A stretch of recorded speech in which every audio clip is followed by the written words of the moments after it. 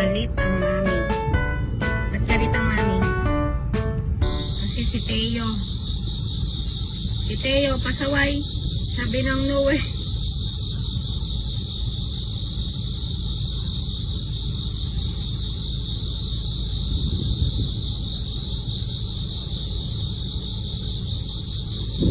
Sabi ko no. Tapos, pinipilit pa din.